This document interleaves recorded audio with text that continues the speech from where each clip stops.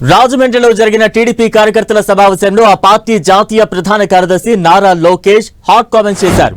తన తల్లిని అవమానించారు, తన తండ్రిని అన్యాయంగా 53 రోజులు జైల్లో పెట్టారని అన్నారు. తనకు అన్నీ గుర్తున్నాయన్న లోకేష్ ఎవరికి ఎప్పుడు ముహూర్తం పెట్టాలో తెలుసని వార్నింగ్ ఇచ్చారు.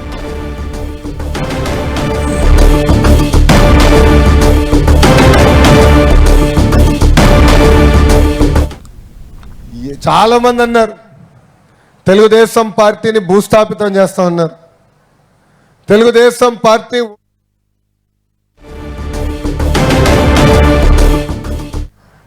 చాలా మంది అన్నారు తెలుగుదేశం పార్టీని భూస్థాపితం చేస్తా ఉన్నారు. తెలుగుదేశం పార్టీ ఉండదన్నారు.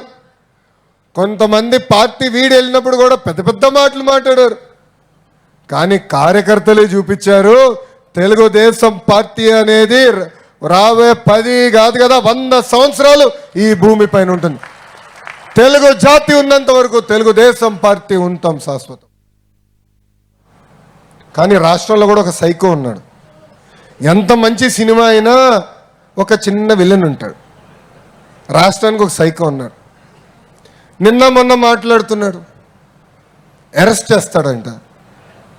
అరే 53 రోజుల్లో నువ్వు మా నాయకుడిని అరెస్ట్ చేసి ఇదే రాజమండ్రి జైల్లో బంధించి ఏం పీకావయ్యా? ఏం పీకావు? నువ్వు అరెస్ట్ చేస్తే మేము భయపడాలా? అంతేగాని ఈ మధ్యన చూస్తున్నా రప్పరప్ప అంటే ఏంటి రప్పరప్ప? 2 రప్పరప్ప మేము పీకుతాం. ఎర్ర బుక్లో 3 పేజీలని ఇంకొన్నాయి చాలా పేజీలు. ఎవరికి ఎప్పుడు ముహూర్తం పెట్టాలో నాకు తెలుసురా భయ్. ఎందుకో ఆవేశం ఎగిరెగిరి వస్తున్నారు. ఏం కంగారు లేదు. చట్టాన్ని కానీ మీరు ఉల్లంఘిస్తే నేను ఎవరిని వదిలిపెట్టాను.